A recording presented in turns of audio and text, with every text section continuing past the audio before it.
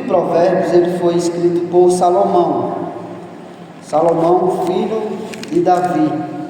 Nós sabemos que ele era foi um dos homens mais sábios que já existiu. Inclusive, quando seu pai estava próximo de morrer, disse a Salomão que ele deveria pedir algo ao Senhor, que ele pedisse, o Senhor daria. E Tiago cita isso na sua carta, quando ele diz: se alguém necessita de sabedoria, peça a Deus que Ele dá. Então Salomão pediu sabedoria. E um exemplo da sabedoria de Salomão já é descrito ou demonstrado em seguida, quando duas mulheres trazem uma criança para que ele julgue de quem era aquela criança.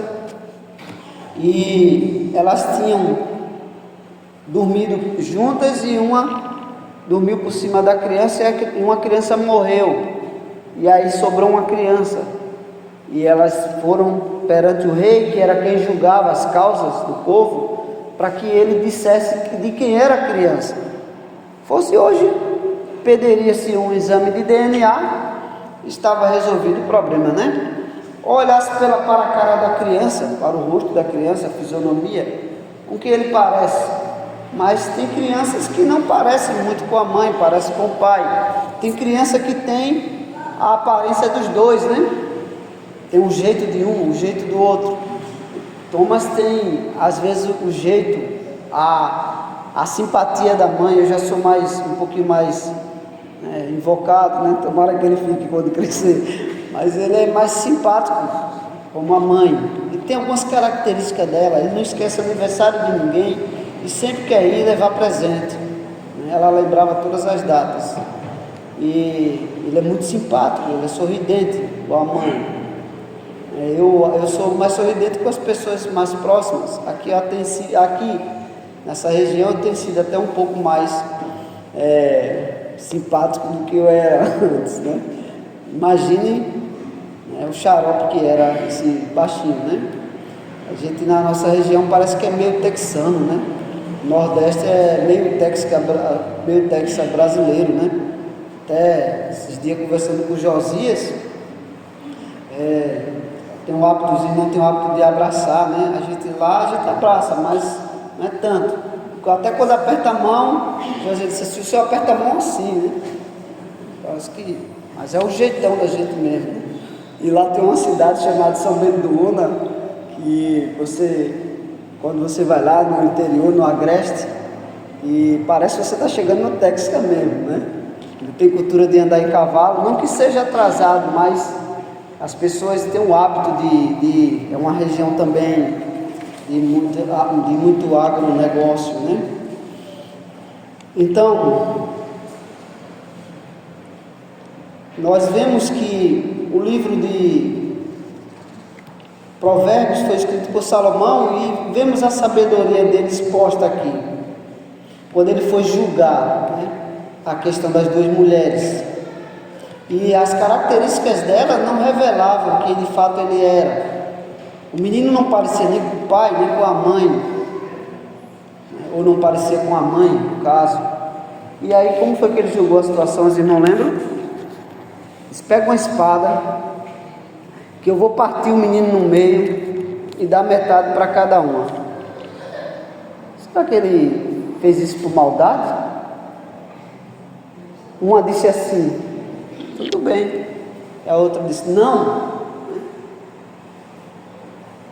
Uma se expressou: não, deixa o menino com ela. Então ele disse: essa é a mãe da criança. Porque pela reação dela, de querer preservar a vida da criança,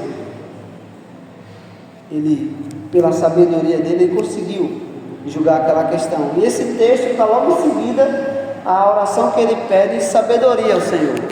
Essa ali já é uma demonstração, num texto narrativo, acerca da sabedoria dele. Nesse livro e no livro de Eclesiastes, ele fala dos seus investimentos, da sua sabedoria, dos seus negócios. E nesse livro de Provérbios ele junta tanto a sabedoria dele como de muitos outros sábios. E Salomão tinha uma prática interessante, quando ele queria saber de um assunto, ele chamava os melhores, os especialistas, os doutores naquele assunto, e pedia para ele fazer um resumo. Faça aí um resumo desse assunto. Ou chamava os sábios para discutir, e ele ficava analisando as conclusões de coisas que os homens levaram anos para aprender. Ele pegava o resumo, a conclusão de tudo, né? O filho dele não teve a mesma sabedoria que ele, preferiu o conselho dos jovens. Salomão procurava o conselho dos mais sábios. Nesse livro ele até diz: no muito conselho há sabedoria. Por isso que a igreja presbiteriana não é guiada por uma cabeça só, né, a do pastor. Por isso tem aí o conselho, vem dessa ideia de compartilhar, discutir opiniões diferentes. Sempre tem um ou outro que tem hegemonia, né, que acaba se destacando, e a opinião deles acaba exercendo uma influência maior ou um peso maior do que outros, né? Porque às vezes tem aqueles também que não posicionam sua opinião de fato, né? Por alguma questão de respeito, ou seja, mas um conselho ele visa ter a diversificação do pensamento. De repente um não tem um ponto de vista que o outro tem, que o outro percebe, então sempre há essa discussão. Um opina, o outro diz: eu acho, mas eu acho que tem um ponto aqui que a gente poderia considerar. E tem muitas decisões pacíficas que são resultados de alguma discussão, algum debate. E Salomão, ele fazia essas consultas, e ele, nesse livro, ele coloca o resumo ou uma pesquisa de sua sabedoria e da sabedoria de outros mestres. Provérbios que foram de Salomão, outros que foram de sábios e mestres da época, e no início ele já vai dizer que o temor do Senhor é o princípio da sabedoria. E em Eclesiastes ele vai dizer que de tudo que se tem ouvido, o resumo, a suma, a conclusão é: teme a Deus e guarde os seus mandamentos, porque isso é dever de todo homem. O homem que construiu bens, o homem que estudou muito, não há limites para escrever livro e muito estudar, é enfado da carne. Salomão tinha a pretensão de ter uma cópia, pelo menos uma cópia de cada livro que fosse escrito na sua época, o que ele tomasse conhecimento. Pensou a gente chegar numa livraria e a gente pegar: eu quero um volume de cada livro que tem aí. Lá em Pernambuco a gente tem as livrarias grandes, como a Livraria Cultura, e a primeira vez que eu entrei lá, eu disse: como que é isso? Que lugar é esse? Enorme. Imagine, eu quero um livro, um volume de cada livro que você tem aí. Vai lá no cadastro, computador, puxa cada livro e bota no caminhão e leva para a biblioteca particular do homem. Agora imagine ele entrando em contato com todas as editoras existentes, que ele tivesse conhecimento, e pedindo que cada livro que fosse publicado fosse enviado uma cópia para ele. Não que ele fosse ler tudo, né? Não tinha condição, né? Às vezes a gente tem uma pequena biblioteca, a gente não consegue ler tudo, né?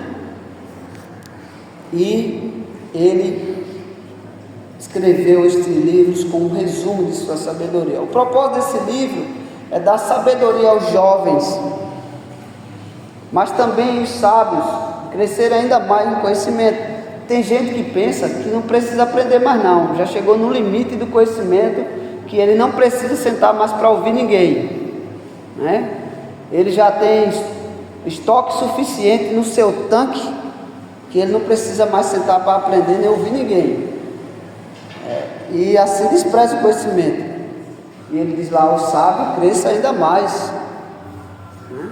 A gente nunca vai saber tudo, você vai estar aprendendo uns com os outros. E ele escreve esse livro com o objetivo de treinar especialmente os jovens da corte, os jovens de Israel. Ele se dirige muito aos jovens, e esse livro fala de tudo que você imaginar, desde finanças, relações interpessoais, sobre questões da sociedade, sobre como escolher uma esposa, questão de trabalho, questão de preguiça. Tudo que você imaginar você pode encontrar nesse livro. Esse livro deveria ser estudado pelos jovens nas escolas, porque ele ensina muito sobre ética, moral, cívica, sobre o temor do Senhor. Então era um material que foi originalmente escrito e organizado para a instrução dos jovens da corte, dos príncipes, para que eles aprendam a sabedoria e vivam diferente dos tolos, ou daqueles que não têm o temor do Senhor. E nesse livro, no final desse livro, a conclusão vai falar de um rei chamado Lemuel. Alguns vão dizer que esse Lemuel é um pseudônimo, é um nome para o próprio Salomão, que não quis identificar-se. Ele usava outros nomes às vezes, né? Como ele chamava-se o pregador, né? Ou no original seria Correlete. Assim diz o pregador: tem sido o rei Israel, eu tenho sido o rei Israel. Então, as palavras de Lemuel, ou seria dele, quando ele recebeu a instrução de sua mãe, ou seria de alguém conhecido que ele registra. E no capítulo 31 ele começa dizendo assim: palavras do rei Lemuel de Massá, as quais lhe ensinou sua mãe. O que foi que a mãe de Lemuel ensinou a ele? A mãe do rei ensinou a ele. Ensinou a ele dizendo o seguinte: que te direi, filho meu, ó filho do meu ventre, que te direi, ó filho dos meus votos. Muitas mulheres eram estéreis e faziam votos de ser mãe, pedindo ao Senhor ter filhos, como Ana. Ana fez um voto para ter Samuel. O voto era entregar o menino aos cuidados do sacerdote, para que ele fosse servisse na casa do Senhor. Filho dos meus votos, não deis às mulheres a tua força, nem os teus caminhos as que destroem reis. O livro vai falar de como se deve escolher uma mulher, a mulher que não para em casa, seus pés andam pelas ruas, que não faz o serviço da casa. Hoje seria a internet, não para fora da internet, né? Está lá o tempo todo disponível na internet. Você vai olhar seu guarda-roupa, vai olhar a pia da casa de sua mãe, os pratos estão tudo sujos lá, né? Então ela não faz nada, é bonitinha, se maqueia, se veste bem, mas só cuida disso, né? Sua casa não é tão bonitinha ou tão organizada se for feito pelas mãos dela, né? Então essa aparência às vezes engana, como a formosura vã. Então eles mandam observar, e a gente tem conselhos básicos para os jovens: observe como elas tratam o pai e a mãe, se ela mente para os pais para ficar com você, se ela mente para as pessoas à sua volta para favorecer você, quem garante que ela não vai mentir para você também? Né? Olhe como ela se comporta. Até a gente diz: olhe para a mãe dela, ela pode ficar muito parecida com ela, né? Então não se engane com a aparência da juventude. Não olhe só o físico, o corpo, olhe as virtudes, a qualidade. Olha as virtudes e as qualidades. Então a mãe de Lemuel, ela dá instruções para que o filho escolha uma mulher que seja uma mulher que edifique a casa e não destrua a casa. A mulher sábia edifica a sua casa, a tola com a sua própria mão derruba. E a mãe de Lemuel está dizendo isto: não dê a tua força às mulheres que destroem o reino. E ela diz mais: não é próprio dos reis, ó Lemuel, não é próprio dos reis beber vinho nem dos príncipes desejar bebida forte, dá-se a bebedice, está desperdiçando dinheiro com aquilo que não satisfaz, ou qualquer problema recorre à bebida, ou viver apenas de entretenimento. E Salomão tinha experimentado isso. Ele disse assim: eu não neguei a minha alma a tudo que ela quis. É bebida? Vou beber, mas com sabedoria. Os melhores vinhos, plantei vinhas e tive vinhos próprios produzidos por mim mesmo.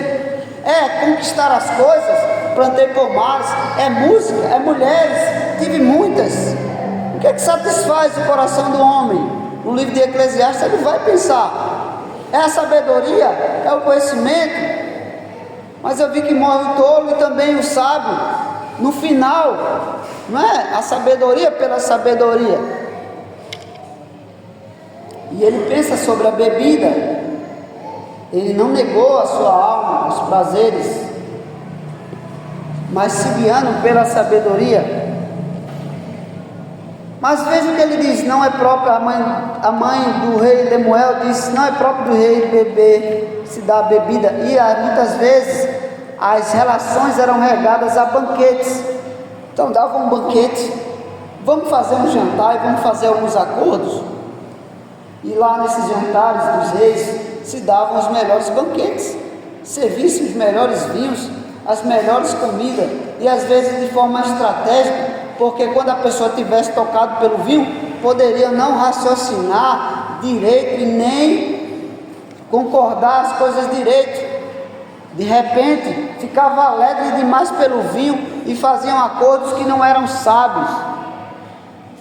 Então a mãe de Lemuel disse: cuidado com essas coisas, não é próprio do homem se dar a bebida.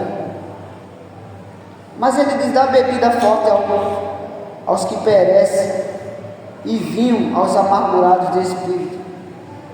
Então, muitas vezes a pessoa vai querer afogar sua tristeza na bebida, e muitas vezes os reis e até os governantes usam do entretenimento para obter suas vantagens.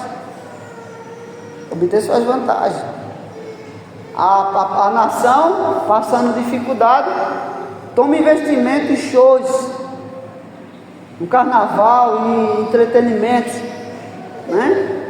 A Roma usava essa estratégia: basta dar ao povo diversão e pão, e o povo vai aceitar dizer que nós somos um bom governo, promovendo entretenimento. Veja, para que bebam e se esqueçam da sua pobreza, e de suas fadigas não se lembrem mais. De certa forma, promover uma alegria para amenizar o sofrimento do pobre. Se fizer isso de forma justa, de forma sábia, alivia a pressão, alivia os impostos. Salomão oprimiu o povo com muitos impostos. No final do seu reino a gente vê isso. Mas ela diz mais: abre a boca a favor do mudo, pelo direito de todos os que se acham desamparados. Abre a boca, julga retamente e faz justiça aos pobres e aos necessitados. Não é usado o entretenimento dos recursos para escravizá-lo ou oprimi-los, iludindo eles com o vinho, com algum benefício. Não é desta forma injusta que se deve conduzir uma nação, né? Mas aí, irmãos, o texto vai para um ensino muito mais detalhado ainda, no que diz respeito à mulher. Ele dá o exemplo de sua mãe, e depois dá o exemplo de uma esposa. Veja como você escolhe uma mulher. Veja se ela tem virtudes, se ela tem qualidades. Mas só que ele vai dizer algo interessante, que em outro texto a gente vai entender, que ele faz uma pergunta aqui: mulher virtuosa, quem achará? O seu valor é maior, excede o de finas joias, de joias caras, preciosas. Quem pode achar? Você acha que uma joia preciosa se encontra em qualquer lugar? É fácil de encontrar? Uma joia verdadeira, legítima, mesmo que seja bruta e precise ser lapidada, você não encontra. Você encontra bijuteria em todo lugar, né? Em todo lugar você encontra bijuteria. Mas uma joia, e nessa época os homens viviam atrás de joias preciosas, analisando, examinando se era falsa, se era verdadeira. Então ele diz: não dê tua força às mulheres que destroem os homens, mas examine bem as mulheres. Examine. Mas quem pode achar? Aí nós temos o eco da Escritura que diz assim: a herança nós herdamos dos pais, mas uma boa mulher vem do Senhor.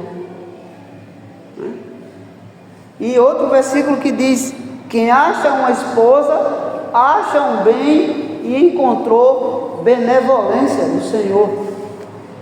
Foi Adão, foi o Senhor que trouxe Eva até Adão. O casamento é uma consumação, é um laço matrimonial que foi idealizado por Deus no céu. Por isso que diz: o que Deus uniu, não separe o homem, é até que a morte separa. Então, se cremos que Deus determinou a nossa vida e tudo que ela acontece, determinou inclusive quem estaria do nosso lado, que mulher viria para a nossa vida, seja para a nossa edificação ou para a nossa disciplina, seja para ser uma auxiliadora, vida como instrumento das bênçãos do Senhor para o nosso bem, seja como uma mulher enviada pelo Senhor para servir de aperfeiçoamento do nosso caráter e das questões por meio da disciplina de Deus. Quando Deus quer disciplinar um homem, Deus dá uma mulher ruim a ele. Quando Deus quer abençoar um homem, dá uma boa mulher a ele. Em todo caso, Deus é soberano. Mesmo que ela seja trazida pela instrumentalidade de Satanás, está debaixo da soberania de Deus. Então é preciso observar. Por isso que uma boa mulher é dada pelo Senhor, e quem a encontra, encontrou benevolência do Senhor. Benevolência da parte do Senhor. Uma mulher virtuosa. Agora é interessante que a palavra virtuosa, ela está carregada de muitos significados. Essa palavra, ela às vezes é traduzida por força. Então, uma mulher forte, quem a achará? Mulher virtuosa, mulher de caráter, mulher habilidosa. Essa palavra, ela aparece 227 vezes na Escritura, e ela tem vários significados. Ela é até usada para um exército. Às vezes essa palavra é traduzida por um exército habilidoso. Ela é traduzida por valentes, uma mulher valente, uma mulher que dentro do seu lado, que é ao seu lado, ela enfrenta qualquer batalha e nunca vai lhe deixar só diante de qualquer situação. Ela não vai soltar sua mão. A palavra às vezes é traduzida por proeza, mulher que ela faz proezas, é uma riqueza. Por isso que o texto lá diz: uma herança o homem pode herdar dos pais, mas uma boa mulher é herança do Senhor, é uma riqueza dada por Ele, é uma joia entregue por Deus na mão de um homem.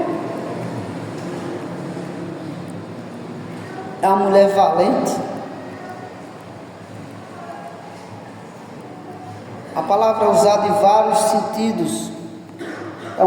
Às vezes é traduzida até por valente e capaz. uma mulher capaz, uma mulher que completa o homem, que está ali para tudo que houver. E aí nos votos matrimoniais dizemos, né? Na alegria e na tristeza, na saúde e na doença, na fartura, as bênçãos e nas dificuldades, para todo o tempo, para todas as circunstâncias que vier, aí sim. Ou na primeira dificuldade vai abandonar, vai pular fora, vai soltar a mão, vai desistir, né?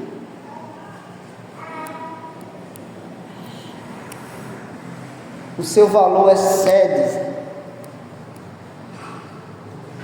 está muito acima do que o de finas joias.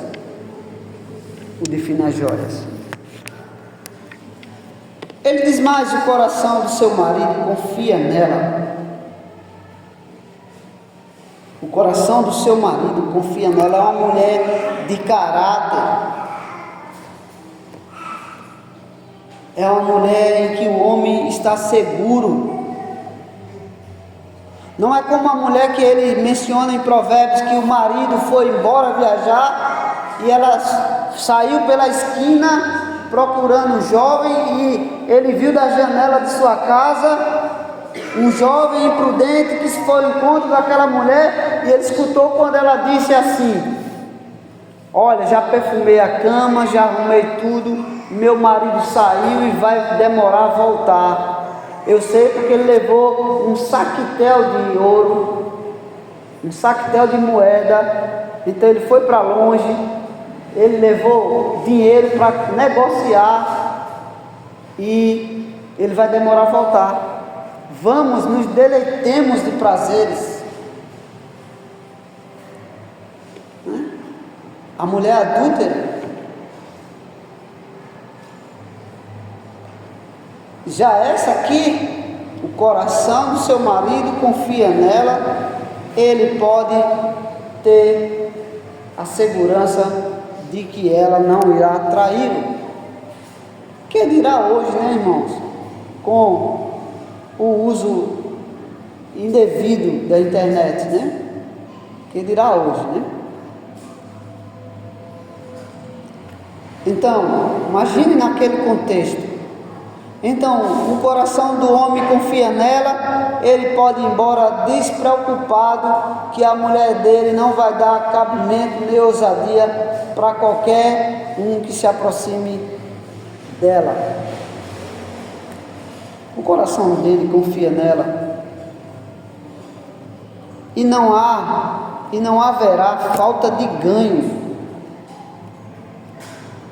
Não haverá falta de ganho. Não haverá decepção, não haverá um investimento que não traga um bom resultado, porque todo relacionamento é investimento de tempo, gasto de energia, gasto de recursos. Todo relacionamento existe investimento. E quando eles são jovens, eles começam a construir a vida juntos. Constrói uma casa junto, adquire um bem junto.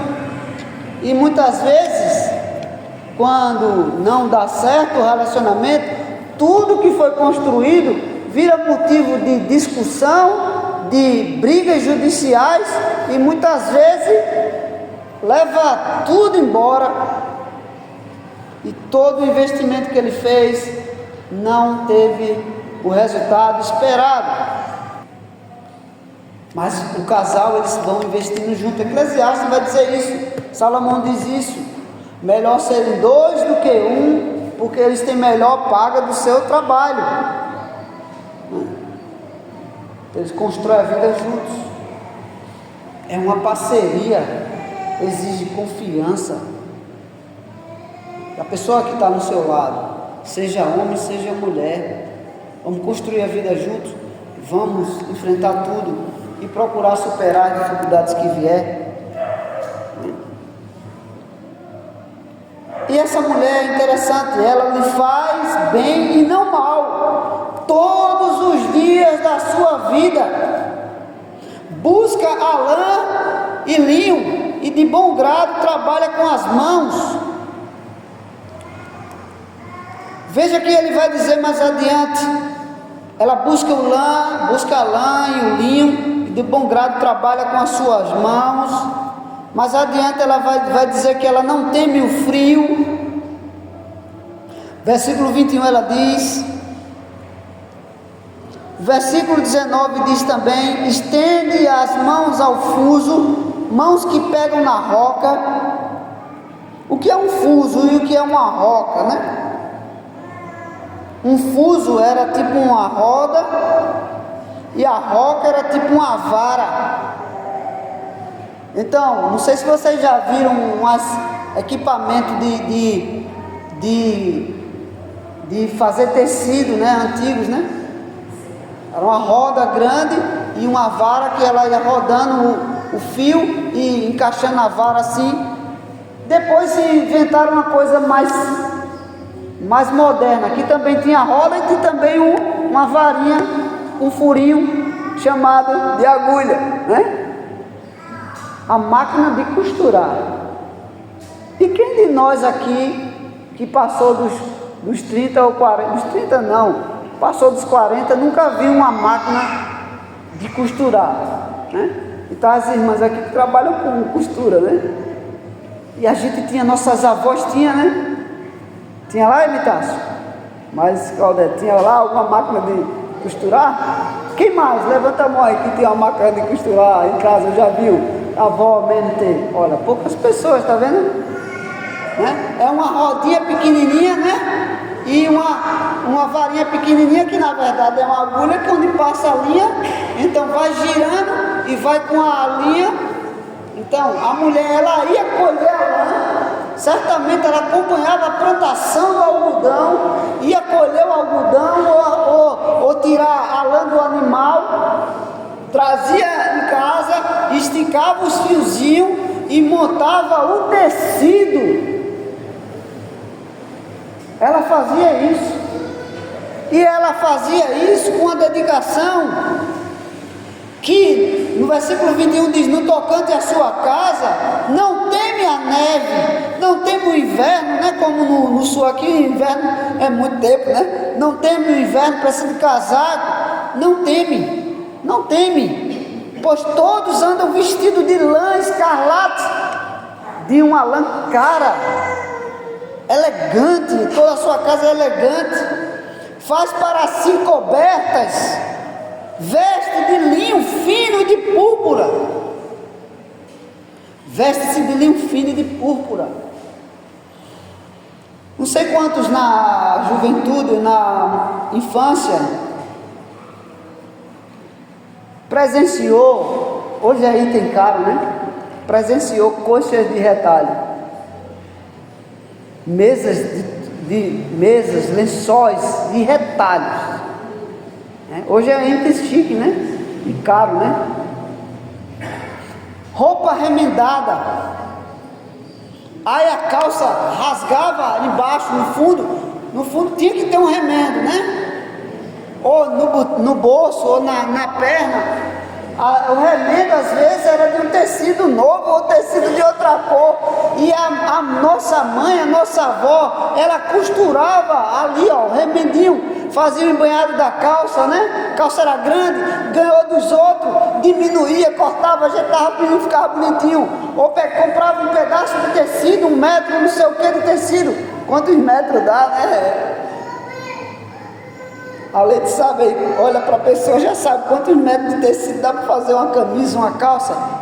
Comprava o tecido, fazia um calçãozinho, sem modelo, sem bolso, sem nada, né? Parecendo uma bandeirinha de São João, né? Mas botava um elásticozinho, comprava um elásticozinho, né? Fazia a dobrinha e empurrava o elástico e vestia o menino estava vestidinho, bonitinho, mesmo com a roupinha simples, limpinha. E quando rasgava,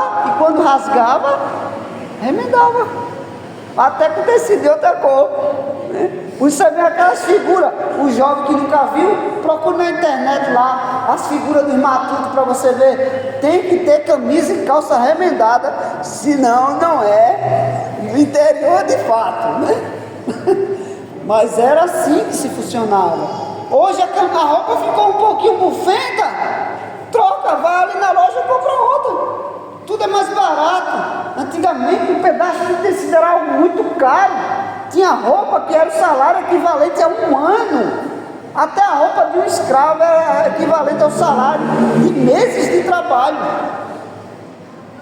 Então qualquer pedaço de tecido era algo valioso. E quando elas costuravam, sobravam os pedaços de pano, os pedaços de tecido, cortavam em quadradinho e faziam as coxas de retalho cobertas para a sua família dormir. E ainda tem aqueles itens que das tiras dos panos, né? As tiras, elas conseguem fazer uma arte, né? Marisete e o pessoal do artesanato, eu acho que deve saber fazer alguma coisa parecida, né? Pega até as tiras que sobram e faz um tapetinho, uma almofadinha, uma coisinha bem bonitinha, chique. Se você for comprar nas lojas aí, são itens caríssimos, porque dão um maior trabalho, né? Então, essa mulher fazia isso. As profissões que as mulheres não precisavam sair de casa, fazer comida para entregar, ou corte e costura. Corte e costura era uma profissão garantida, que a mulher não precisava sair de casa, fazia os reparos das roupas, né? a confecção das roupas no seu horário flexível. Primeiro trabalho em casa, né? Home office, né? Então, essa mulher fazia isso. E o seu marido era estimado entre os juízes. Quando se entrava entre os anciãos, ela faz roupa de linho fino e vende-as e dá cintas aos mercadores. Então ela conseguia pegar o recurso que ela tinha, multiplicar, vender, e ainda sobrava dinheiro e sobrava itens que ela presenteava aos vendedores. No passado as mulheres faziam até doce, mandavam os jovens vender, né? Para ter alguma renda extra.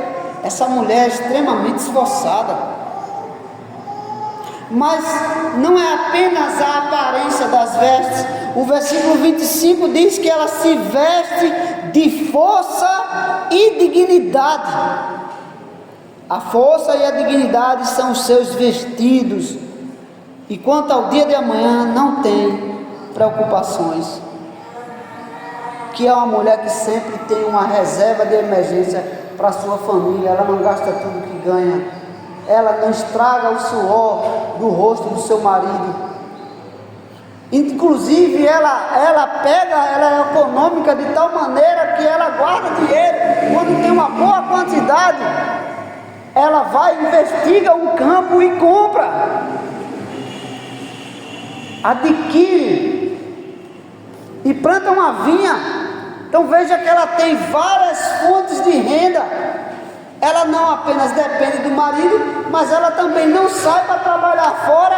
Ela trabalha ali dentro do seu contexto familiar. Ela não deixa a sua família desprotegidos, desgovernados. O texto vai dizer mais que ela, versículo 7 ou 27, o 26 diz: fala com sabedoria, a instrução da bondade está na sua língua.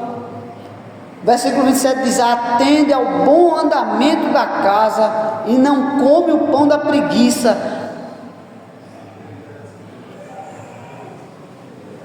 Também vai dizer que ela dá trabalho aos seus servos. Há uns domingos eu falei aqui que você pode não ter empregado, mas se você tem filhos, seus filhos podem ser uma boa mão de obra, né? Era assim que acontecia no Antigo Testamento, nas famílias do passado. Ter muitos filhos não era sinônimo de gasto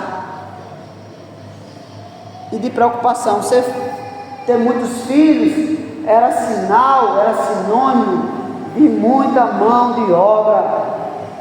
Não era trabalho escravo infantil, mas era o bom andamento da casa, era mais leve. Os filhos não davam tanto trabalho em termos de não fazer nada, mas eles ajudavam nas coisas que poderiam fazer, poderiam ajudar, né? Atende ao bom andamento da sua casa, não come o pão da preguiça.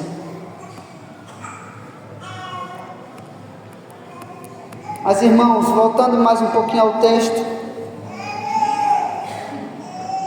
ela é como um navio mercante que de longe traz o seu pão.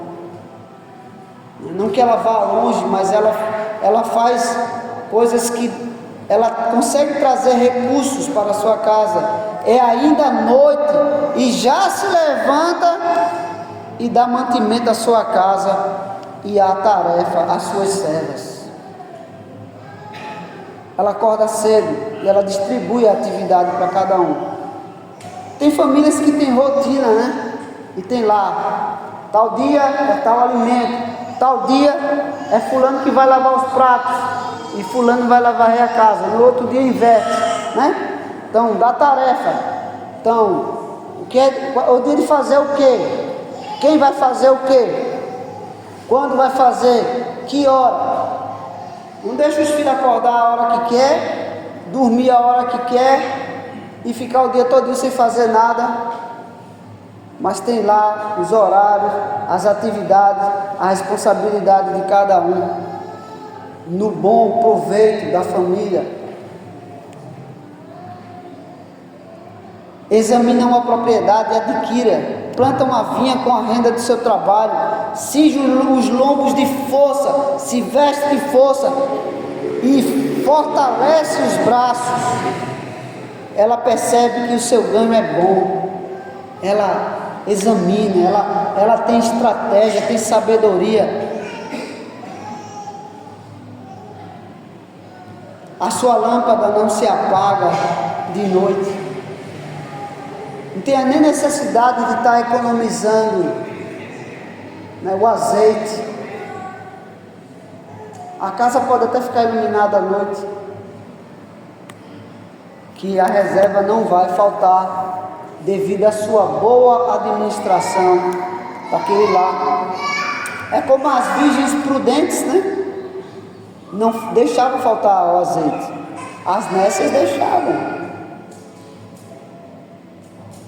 Mas ela, além de prover a sua casa, o versículo 20 diz que ela abre mão ao aflito e ainda estende ao necessitado. Não, ela não pensa apenas na sua casa e nos seus. Ela não pensa apenas no lucro, mas ela tem um coração caridoso. Ela é bondosa com palavras e ela é bondosa com ações. Ela não pensa apenas no seu lar, ela pensa nos aflitos. O Douglas Wilson tem um livro, tem uma série sobre família, e em um dos livros, Criando Futuros Homens, se eu não me engano, eu li quase todas as séries dele, gostava muito da forma incisiva que ele fala. Ele diz que existe uma forma de você ensinar seu filho a administrar bem o recurso que chega na mão dele. A primeira é o mesmo princípio de Salomão no capítulo 11 de Eclesiastes, quando ele diz: pega a tua renda e distribui em 8 partes, né? Já preguei nesse texto aqui, não foi? Se eu não me engano, divide em 8 partes. Então, você tem que pegar tudo que você ganha. Primeira parte, dízimo. Você traz aquilo que não é seu. Você não é 100% seu, não. 10% pertence ao Senhor. É mandamento, é reconhecimento de tudo que você recebe da mão dele, é investimento no reino de Deus, na obra do Senhor, né? E aí Você tira os 10%, sobrou 90%. Divida agora o que você vai economizar, 20% ou 30%, para futuras necessidades. Pegue, não gaste tudo com lazer, não gaste tudo comprando eletrônicos, né? Não gaste tudo com roupa, nem com tecnologia, nem com coisa inútil. Gaste uma parte, investe uma parte nos seus estudos. Pegue sua renda e distribua direitinho. Faça uma planilha, uma tabela que seja. Mas também tem uma coisa que você não deve deixar de separar, nem que seja 5%,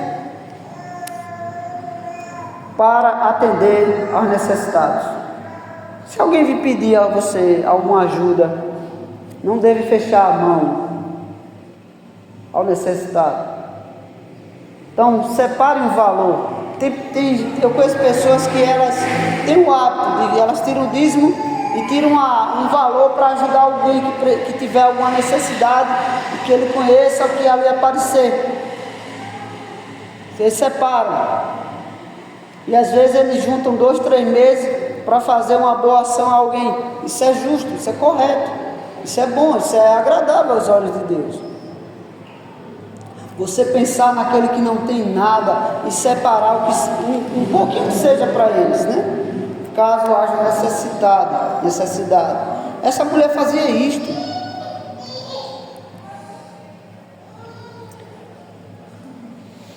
E toda essa atividade dela, esse comprometimento, essa dedicação era reconhecida pelo seu marido e pelos seus filhos. Versículo 28 diz: levantam-se seus filhos e lhe chamam ditosa.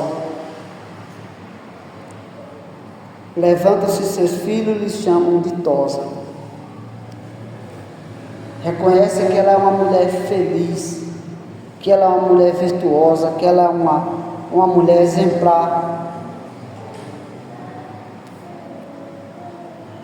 Tem muitos filhos que não reconhecem, né, o esforço, o trabalho de uma mãe, nem o que ela fez por eles quando eles nasceram, amamentando, dando banho, trocando a roupinha. Pense num trabalho, viu? Pense num trabalho. Eu não sabia que era assim, não. Eu só soube que era assim quando Tomás nasceu, né? Que eu vi o dia a dia de uma mãe. O dia a dia é a noite, né? O dia a dia também é a noite, né? O trabalho que é uma criança. Imagine 2 crianças, né? Né, Alexandre e Carol? Né? Imagine 2 crianças, né? O trabalho que é. Então, os filhos reconhecem. E o seu marido também. O seu marido a louva. Seu marido reconhece a bênção que ela é na sua vida.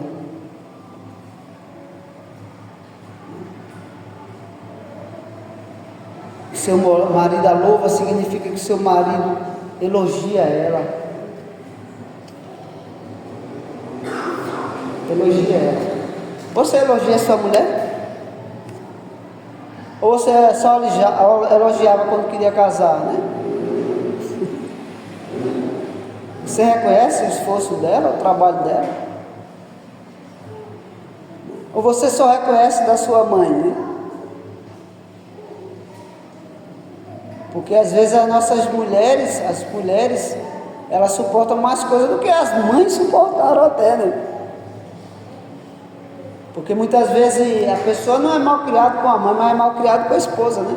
É grosso com a esposa, não é grosso com a mãe, mas com a esposa. A esposa sabe os defeitos, muitos deles que nem a mãe, é muito raro isso acontecer, mas que nem a mãe conhece. Até porque conhece ele intimamente. E as mães não, já faz tempo deixaram de ver eles tomando banho, né? Pelo menos, né? E a esposa conhece muito mais coisas do que a mãe.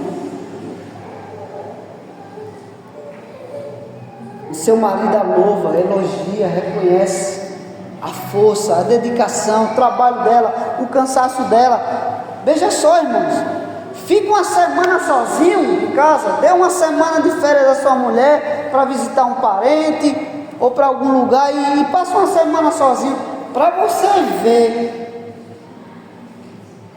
algo sobrenatural acontecer na sua casa, porque você não sabe de onde vem tanta louça para lavar e tanta coisa para fazer e para arrumar,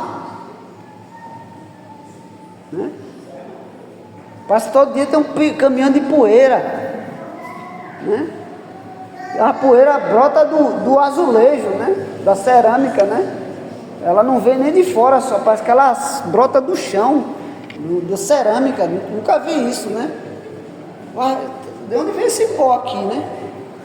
Mas aparece coisa que você 2, 3 dias está irreconhecível o ambiente.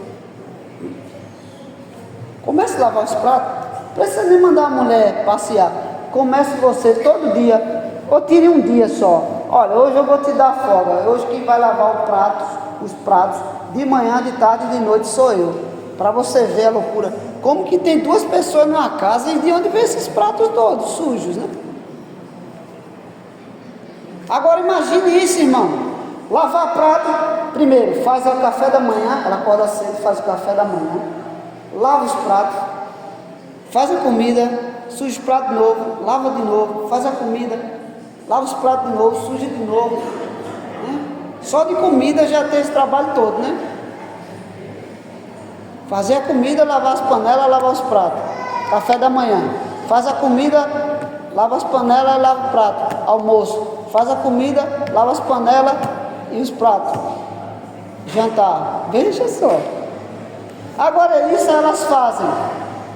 Varre a casa, passa pano dos móveis, bota a roupa para lavar, e naquela época lavava na mão, né? Tinha máquina de lavar, ainda olha os meninos, né? Olha os meninos, né? E um cara uma vez disse, se esmalhado, que sai para trabalhar no escritório e volta e vai para a academia, e chega em casa e disse assim: rapaz, tu não faz nada dentro de casa. Ela disse: olha, tu não sabe nem o que está falando. Além de todo o trabalho da casa, o maior trabalho que eu tenho é vigiar essas crianças para que elas não morram. Trabalhar de vigia da criança 24 horas. Não pode tirar a vista, não. Não pode descuidar. Ela está ali na cozinha, a menina está lá na sala. Tá bem que tem hoje que tem casa, salas, cozinha, que você já vê a sala, né? Está lá no quintal, o menino está na sala, deu silêncio, alguma coisa corre lá. Então, é um trabalho muito desgastante ser vigia de criança, né? Ser vigia de criança. Quando é na sociedade, veja quantas pessoas, veja, a pessoa trabalha, veja quantos funcionários dão. Se você for pagar tudo, comida fora, lavanderia, faxineira, cuidadora de criança, babá, vê quantos salários você não tem que pagar para cada área. A mulher faz tudo sozinha, você chega em casa e diz assim: tu não faz nada o dia todo. Para com essa loucura, né? Fica um dia em casa para tu ver a loucura que é uma casa. Fica sozinho, tu vai ver. Eu aprendi isso antes de casar, porque eu morei 10 anos sozinho antes de casar. E antes de casar, e antes de eu morar 10 anos sozinho, eu morei mais de 10 anos sozinho com meu pai, e ele era idoso. Estudava, trabalhava fora, ainda servia o quartel e ainda cuidava da casa, fazia comida, lavava a roupa minha e do meu pai, fazia comida da gente. Então, quando ele faleceu, fiquei morando só. Minha família estava aqui em São Paulo. Eu trabalhava de dia para comer de noite. E eu sabia desde já o que era o trabalho em uma casa. E quando eu casei, eu Sabia que não podia deixar ela com aquela demanda toda. E quando o menino veio, aí que eu vejo a coisa ficar ainda dobrada, né? Então, reconheça o esforço de sua mulher. Só para suportar você todo dia já é um grande trabalho, né? Sua chatice, sua ignorância, e não ir embora. Abre mão de suas vidas muitas vezes.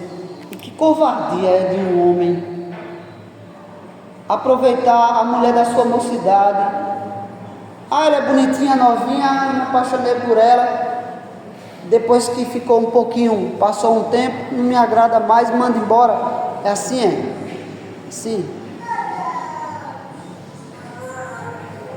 Graças a Deus ainda tem casais que mesmo quando eles têm algum atrito, o homem sabe olhar para a mulher e dizer assim: ela continua linda, né? Ela está mais chata do que antes, mas ela continua linda, né? Então elogie a sua mulher, elogie, reconheça, né? Reconheça. Não deixe, cuide dela, não deixe que ela se cuide melhor quando deixar você. Porque tem mulher que quando separa do marido, parece que ela começa a se cuidar, né? Ou seja, quem atrapalhava ela se cuidar era ele, né? Ela fica muito mais bonita.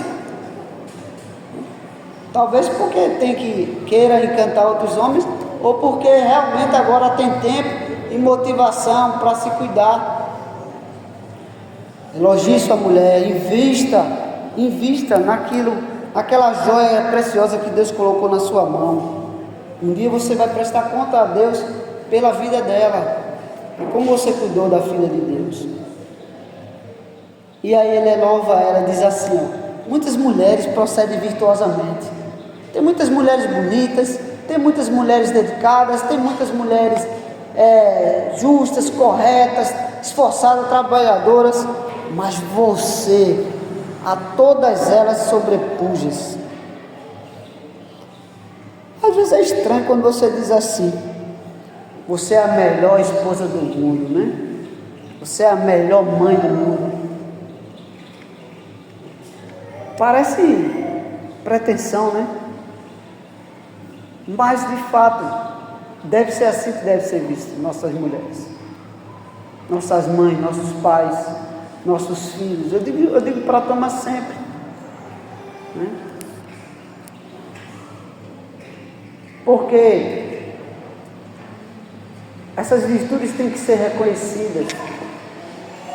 As outras podem ter as virtudes dela, cada um. Para você, o seu pai é o melhor pai do mundo. Para você, a sua mãe é a melhor mãe do mundo. Para o outro, o pai, a mãe é a melhor mãe e o pai do mundo dele, né? Então, deve ser. Mas enganosa é a graça e vã a formosura. Ela engana no início. Mas a mulher que teme ao Senhor, essa será louvada. Dá-lhe do fruto de suas mãos, e de público a louvarão as suas obras. Elogiam.